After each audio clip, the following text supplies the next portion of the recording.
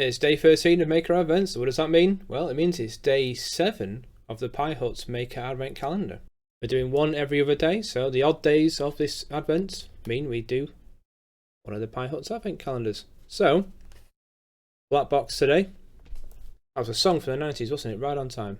Anyway, there's the box. It's black. I have to open it. Ooh, there we go. And what's in the box? Dispose of that correctly. There we go. In the box is a sealed bag with a sealed bag inside. Okay, we have some wires. Wow, they're not messing around with this, are they? Scissors time. Okay, we have a PIR sensor, a passive infrared sensor. These are bread and butter of introducing sensors to kids in class because they're so simple. If you ever heard of the Cam Jam, so Cambridge Raspberry Jam kits, one of the first kits had one of these PIR sensors in. They're just a slightly larger version, which I have just off camera here. There you go. All it is, it just looks for movement in a room. So when it sees movement in a room, it'll go from low to high, and it'll trigger a pin to change state, which we can use as a trigger to do something cool. Really cool, these little sensors. Top tip, don't take that plastic cap off unless you really have to. Any fingerprints on the sensor inside can make it go a bit weird. Let's see what the Pi Hut says we need to do today. So let's go to that page and have a look. So it's saying we're going to reuse our circuit from the previous days. So just the main portion, the main breadboard, the extra breadboard we have, we're not going to use just yet. We're going to take off the parts and reuse what we can. We need to be mindful of the orientation of the sensor. So on the left hand side with the leg sort of facing forwards is the 3.3 volt pin, and on the right is ground, which means the middle pin is our output pin. We're going to put that into the breadboard, and then we're going to connect up the left pin 3.3 to the 3.3 pin on the Pico, and then the right hand side pin, ground, we're going to put to any ground pin on the Pico, and the middle pin is going to go to GPIO 26. So that's the pin we used for the photo transistor the other day. We're going to wire this up now, then come back. We're going to make some cool projects with it. So, one moment please. Okay, so we're all wired up and ready to go. So yeah, the left hand side pin, the one nearest to my finger, is 3.3 volts. The one furthest away is ground, and in the center is the output pin, which is going to GPIO 26. Now previously we used that for the photo transistor. Let me just get that there. There you go. Which was an analog device. Now this pin can do double duty. It can be analog and it can be digital. In this case we're going to use digital because the PIR sensor has two states, on or off.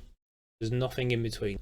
So let's have a look at the code for the first example. So the first one is just a simple, okay, does it work? So let's go through the lines of code. We've got from machine import pin. That enables us to use GPIO. And then time to add pace to add pauses to our code. Then we create a PIR object. So PIR, our sensor, is connected to pin 26. It's an input, and this is a special one, pin.pullDown. So GPIO pins on the Pico and on the Raspberry Pi have internal resistors, and we can use those to pull down a pin, so to pull it to ground, or to pull it up to pull it to 3.3 volts.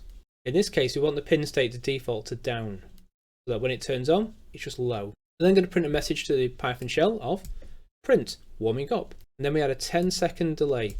That gives the sensor 10 seconds to settle down. Initially, when these sensors start, they can be a little glitchy, and they can detect things incorrectly.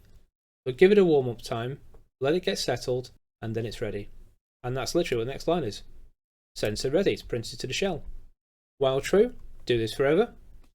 Wait for 0.01 of a second, and then say, if the value of the PIR sensor's pin, so GPIO 26, is equal to 1. So in other words, it's detected movement.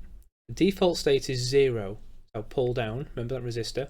So when the sensor sees something, the pin will change state from 0 to 1 as the sensor sends a signal using the output pin. And that changes the value to 1. And it then says something very creepy, print I see you. And then we have a 5-second delay before it prints again, sensor active. That's it. Simple stuff to get us started. Let's make sure the code is stopped and let's run it. It's warming up, we've got 10 seconds. This is where I can do some filler material, some jokes perhaps. We'll talk about Banana for Scale's fetching hat. Really nice, do like that hat. Ready. So I'm keeping as still as possible because these sensors are very sensitive. Now I'm going to wave my hand over it and hopefully you'll be able to see that. I see you. It's active. I see you. Also, I feel like a Jedi doing this. And we'll go the other way for the last one. I see you. There we go, so we've proven that the circuit works. The sensor works, we're happy. So let's move on to something a bit more advanced now. So this is the second example from the Pi Hut. And it starts off with from machine import pin and PWM. PWM, that sounds familiar, we've used that before. Could it be for something that's rather annoying in a class size of 30? We've got import time and controlling the pace of our code. We've got the 3 stalwarts from day one. Red, amber, green, they've been with us since the start. They're connected to pins 18, 19, 20 and they're output pins to control LEDs. And here is why we need PWM. We've got a buzzer, so buzzer, PWM, pin 13. We then turn the buzzer off, duty cycle is 0. We've got our PIR pin, so pin 26, input, and remember we pull it down to start with. We've got the same routine to get the sensor ready to go, so warm up, wait 10 seconds and then print ready. And now we've got a function. So define the function called alarm. Buzzer duty cycle is going to be 10,000 and then we have a for loop for I in range 5 which sets the frequency, so the pitch, to 5,000, sets red, amber and green to on, waits for a second, then goes to a lower pitch frequency, then turns them all off, then goes to sleep for a second, so pause, then turns the buzzer off, and that's our function.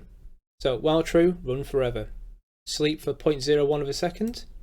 If the PIR value is 1, so the sensor's been triggered, print I see you. then call the alarm function, and then print sensor active. That's it. That's pretty easy. I'm liking that. Okay, so let's run the code. Warming up, 10 seconds, filler material. Oh, Banana for Scale, that hat is adorable. I'm liking it.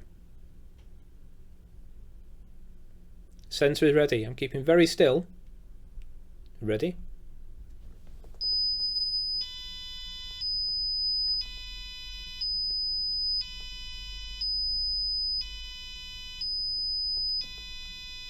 There we go. The sensor works. We can see and hear that a sensor can detect us when we move our hand over.